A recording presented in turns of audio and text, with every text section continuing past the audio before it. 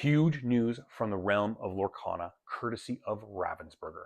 In case you missed it, there was a special Lorecast to kick off preview season for the next set.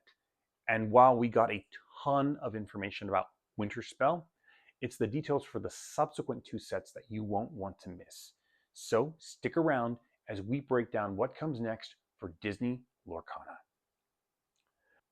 During the previous set, we saw strange vines growing all over the realm of Lorcana. So to combat that, the Illuminators naturally decided to summon a glimmer of Elsa to freeze it with her ice magic, as one does.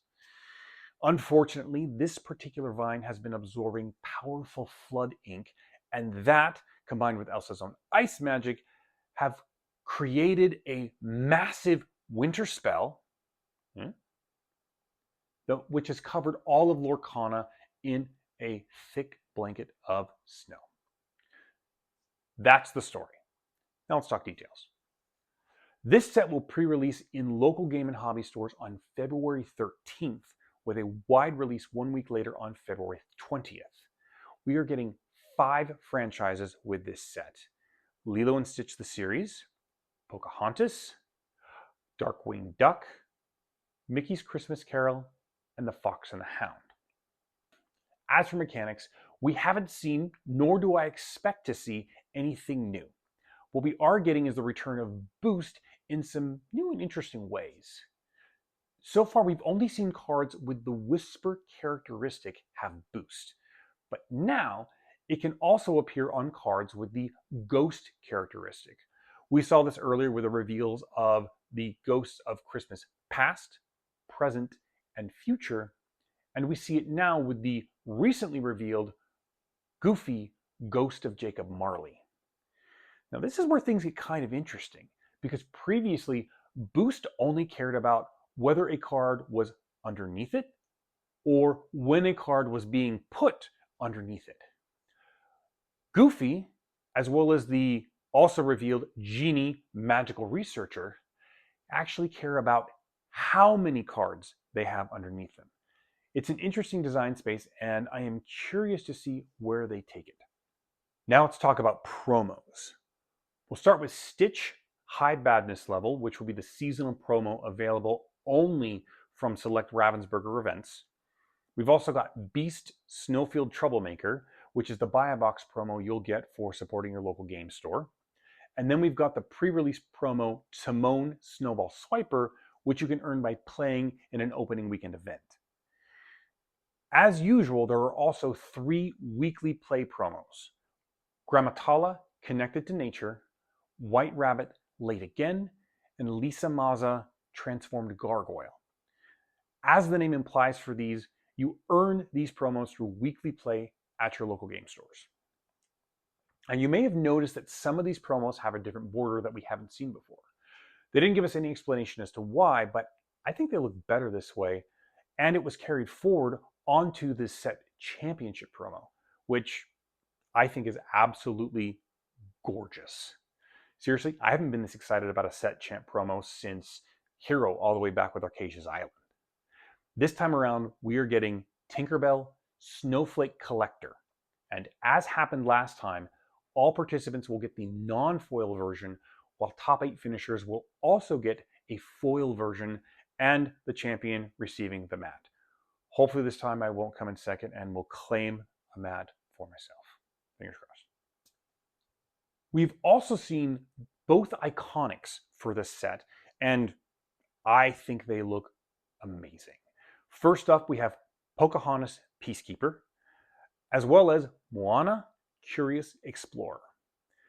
I love this Mary Blair-esque art style that they're using for the special treatments in this set, because we also see it in the set Champ promo and the Enchanteds as well.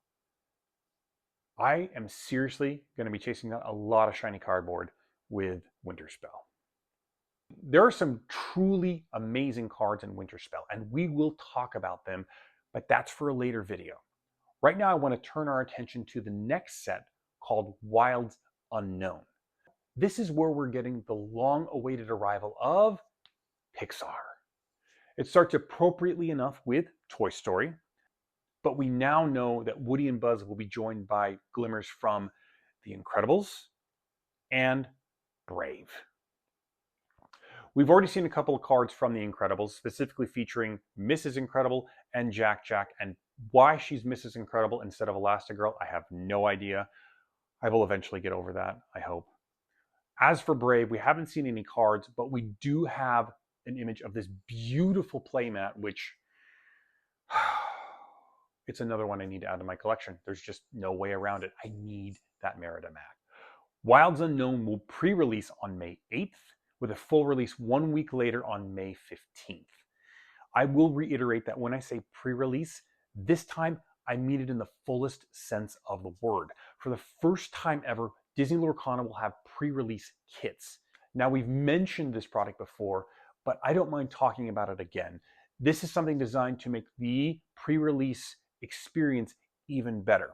It comes along with 6 boosters, some dice, a deck box, one of 6 possible promo cards, and a set-specific item. For Wilds Unknown, it's a postcard of some kind. Not gonna lie, this will probably be enough to get me out to a pre-release event come May. Releasing around the same time is a brand new 2-player starter set. I assume this is a replacement for the single-player decks that have been a staple of every release since the first chapter, but are now seemingly being shelved with the release of Winterspell. Now, this thing comes along with everything 2 people need to start playing Disney Lorcana. You've got 2 decks, one in Amethyst Ruby, fronted by Mrs. Incredible and Jack Jack, the other Amber Emerald, fronted by Buzz Lightyear and the Queen. You also get a couple of deck boxes and some lore counters as well.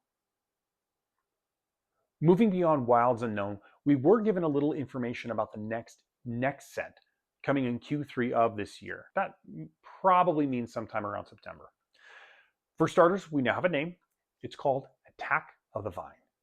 We also got a little bit more franchise information. We already knew Turning Red would be making its debut, but now it's been confirmed we will also be getting Monsters Incorporated and Up.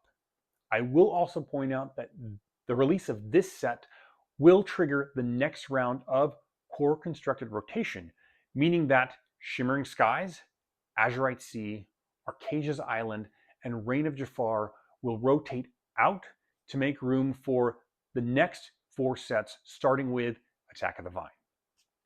Now, if that wasn't enough information, we also got a small hint about the next set. This one will release in Q4 of 2026, which means probably sometime around November. We don't have a name yet, but we do know that one of the brand new franchises will be Coco. And that's got me feeling more than un poco loco.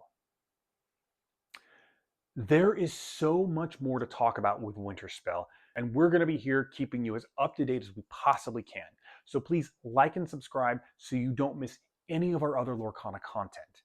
And in the meantime, why not check out this video right here if you want to dive even deeper into some of Winterspell's other secrets. Thanks for watching, and we'll see you next time.